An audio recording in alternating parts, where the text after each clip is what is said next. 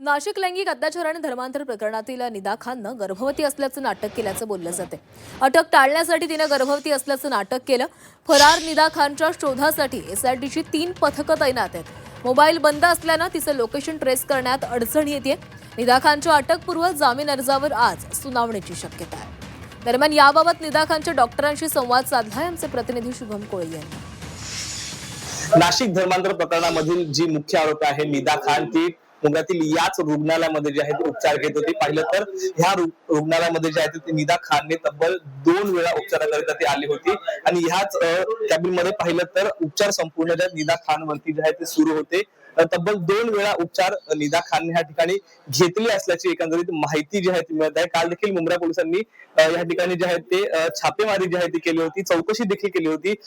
Doctor या ठिकाणी आहेत. मॅडम, काय सांगाल एकंदरीत किती वेळा निदा खान या ठिकाणी उपचाराकरिता आले होते, काय नेमके तिच्यावरती उपचार सुरू होते? ती प्रेग्नेंट होती, अर्ली प्रेग्नेन्सी होती तिची. माझ्याकडे 2दा आली होती ती. पहिल्यांदा 11 तारीखला आली होती. घरी तपासणी केली आहे प्रेग्नेन्सीची, पॉझिटिव्ह आल्या सांगितलं. नॉर्मल प्रेग्नेन्सीचं ट्रीटमेंट दिले म्हणे.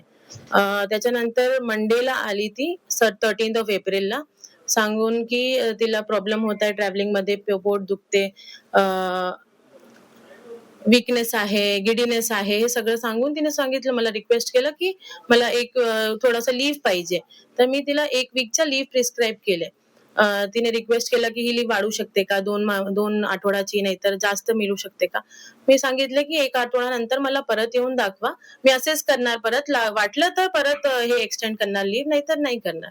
तेवढंच झालं. 13 एप्रिलला आली होती शेवटी ती माझ्याकडे. सॅटर्डे जेव्हा फर्स्ट व्हिजिट होती तिची, तिच्यासोबत तिचे हस्बंड आले होते.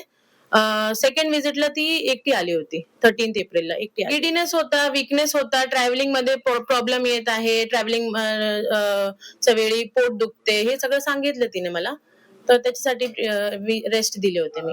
या दरम्यान काही बोलणं झालं वगैरे व्हायचं? नाही, त्याच्यानंतर काही बोलणं नाही झालं. तर मंडेला लास्ट आली होती 13 एप्रिलला. त्याच्यानंतर काय बोलणं नाही. शुभम कोळी, झी मीडिया, मुंब्रा, ठाणे.